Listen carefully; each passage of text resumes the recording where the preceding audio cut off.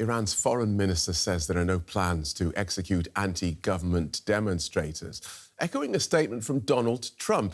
The US president declared that the killing was stopping after he vowed to take action to support protesters. But rights groups say security forces have already shot thousands of people who took part in nationwide rallies. Iran has threatened to retaliate against any US intervention, triggering the evacuation of non-essential American staff from military bases in the region. This includes a Qatari base that Iran targeted last June following US airstrikes on Iranian nuclear facilities. Iran's civil aviation authorities reopened its airspace after closing it for a few hours. Here's a map showing hundreds of planes avoiding the country. For almost 5 hours, only a handful of international flights was allowed to enter or leave Iranian airspace. So let's take stock of where we are with Middle East expert Daniel Gerlach. He's editor-in-chief of Zenith magazine, which focuses on the Middle East and North Africa. Welcome back, Daniel. Let's start with that statement from Tehran. No plans to execute people in connection with these protests. Do we presume that that is because of US threats to intervene if those executions go ahead? Well, it seems to be the Iranian tactic at the moment, which is in a way ironic, because previously the Iranian executive branch, of which the foreign minister is a part, had always said that they have an independent justice system and they do not interfere in court decisions. Now, the justice system, in particular the revolutionary justice system, which is responsible for these speedy show trials, is a very important instrument of repression of the Iranian regime. It's a court system that is not there to do law enforcement. It's there to threaten and to preserve the, let's say, the institutions of the Islamic Republic. Now, the head of the judiciary is a former intelligence guy who was one of the most let's say, prominent representatives of this revolutionary court system. And if it's true, then it would be an interesting precedent, because it would be the first time that the Iranian regime makes concessions on domestic affairs because of foreign pressure.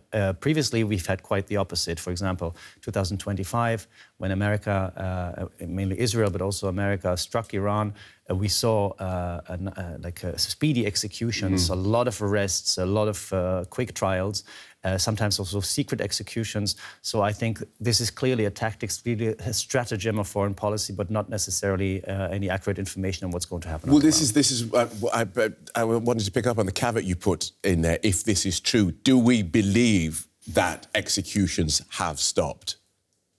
I don't know. I cannot tell you, because much of some of those executions are done in secret. Until today, people do not know where the bodies are. They don't know how many people have been killed, how many people have been arrested. Often when people have been arrested, the families were not notified about it.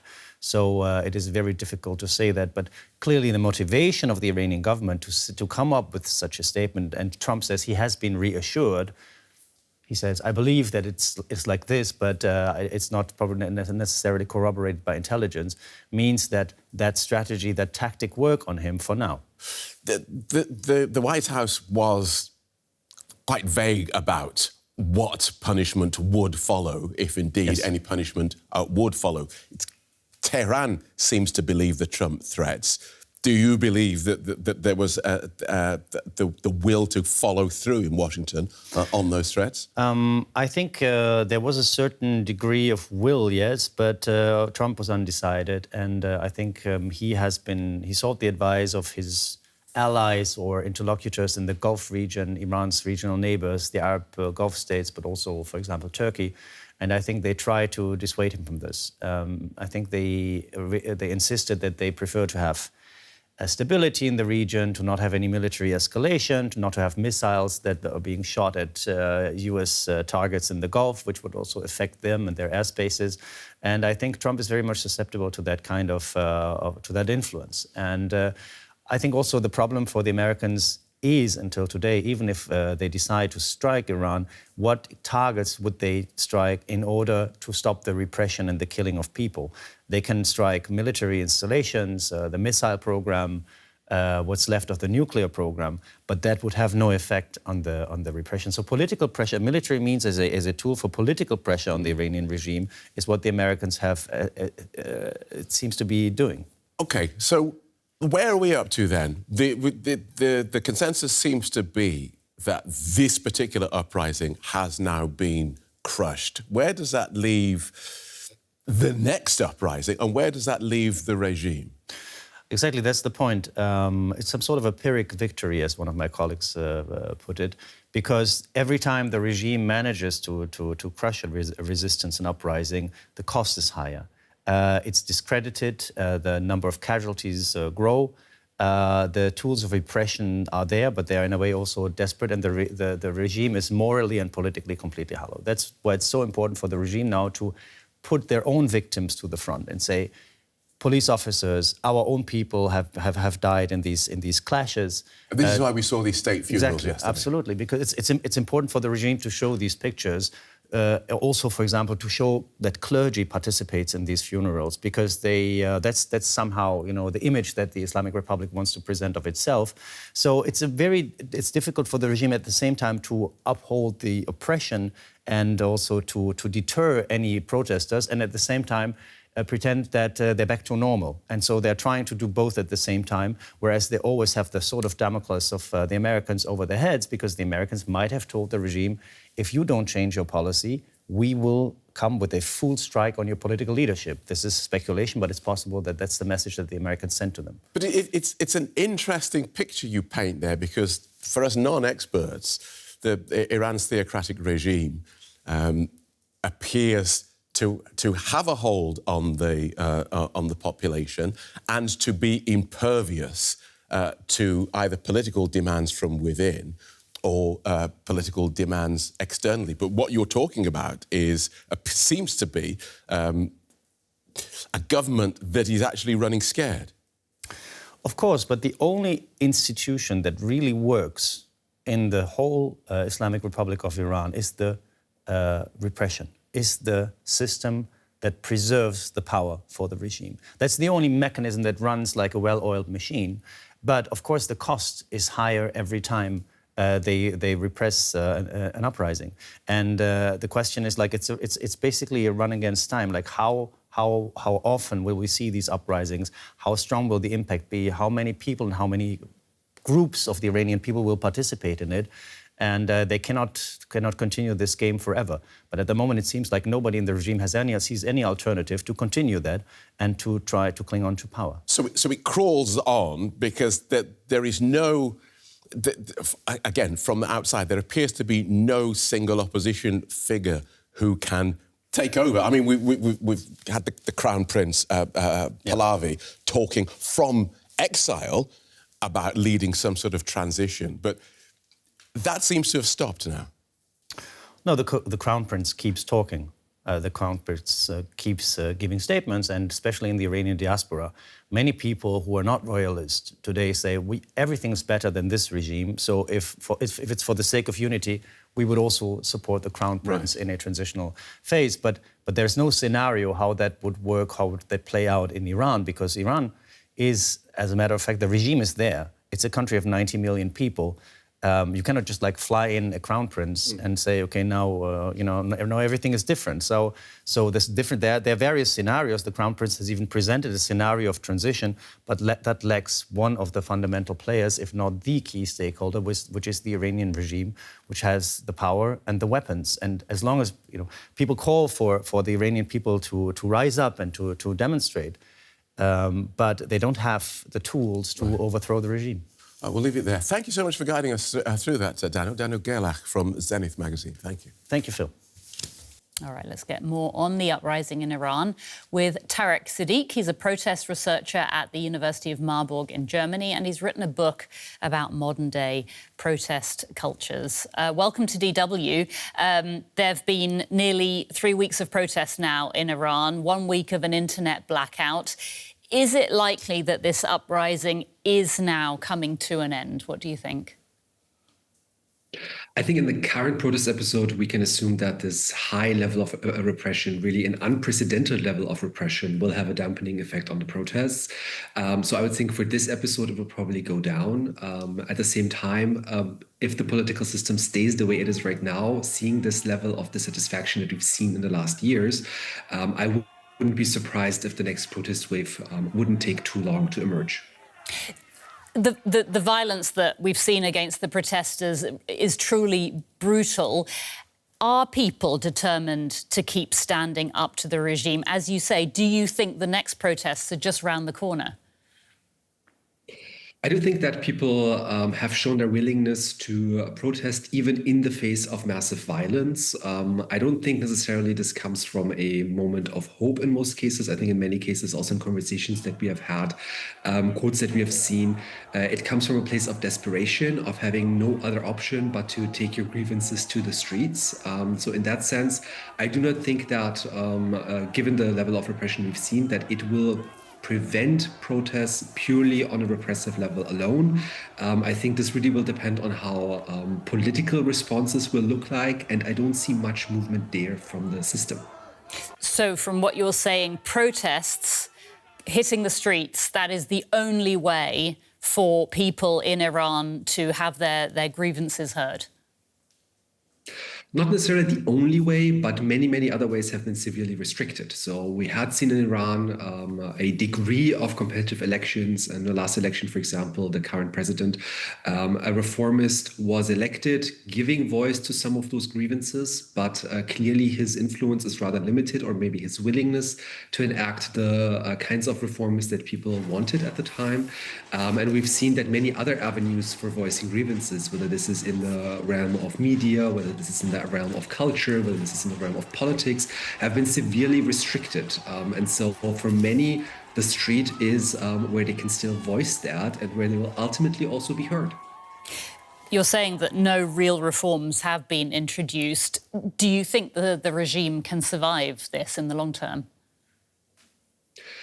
I think the regime can survive this in the sense that it is still maintaining its capacity to enact force, to enact repression on the scale that we've seen and probably at larger scales.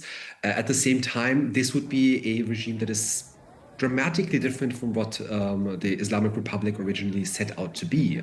We have not seen this kind of engagement with protesters before. There was always a degree of deliberation, a degree of participation, of mass participation. And if this is the way to govern, by cracking down on civilians, this would be a system that is quite different from the one that it started out a couple decades ago. Protest researcher Tarek Siddiq, thank you so much for your time. We appreciate it. Thank you.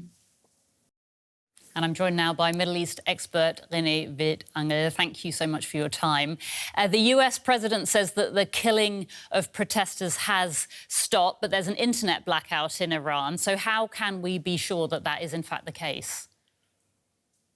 Yes, good morning. Well, in general, it is a difficult situation in terms of verifying developments in Iran due to the internet blackout. But we do have some sources, and telephone lines are working. So we hear from Iranians that were involved in protests, that were witnesses of the violence that happened. And also we have heard in this case from the family of one of the convicted demonstrators, Erfan Soltani, who was supposed to be the first man executed. And we have heard that this execution, planned execution, is not going forward, which is good news. But it does not mean that the regime violence and oppression stopped. We know that thousands have died. We know that thousands have been detained and are now sitting in Iranian prisons, facing torture, facing oppression. So it's on the one hand good news. On the other hand, the oppression continues. As you say, thousands of people have been killed, possibly many more. Can you talk to us about what the Iranian government's strategy is here? Well, I think we can see from this extreme brutality that the main goal of the Islamic Republic right now is to survive. And apparently they are afraid that they might not. The Iranian government, the Iranian system has lost many supporters in the region in the last 2-3 years with its allies, Hezbollah, with Hamas, with Syria, with the downfall of Assad. We have now seen the fall of another important ally in Venezuela. We have seen few support from China and Russia, so this regime does not have a lot of support, and the answer is extreme brutality against the demonstration. That is not something new. It is built in the history of the Islamic Republic. We've seen mass killings of opposition politicians in 1988. Up to 30,000 people were killed. And we've seen waves of protests and waves of violence from 2009 with the Mousavi elections to the Women Life Freedom protest in 2022 that was also very violently and brutally crushed. But now I have to say we see a new quality, we see a new peak with this extreme brutality against protesters. So what future do you see for the clerical regime? Well, I see a short-term future that is only built on this violence and oppression, and I don't see any vision of regime survival beyond this. This regime has shown that any kind of reform is impossible, and there were even some people who predicted that after the attack on Iran in the summer by Israel and the US, this regime might change, that this might be a last resort to implement some reforms to please all those people within the country who are frustrated, especially economically. We have seen inflation rate up to 70%. So some people thought that there might be changes. There were no changes. There's a stiff response built on repression.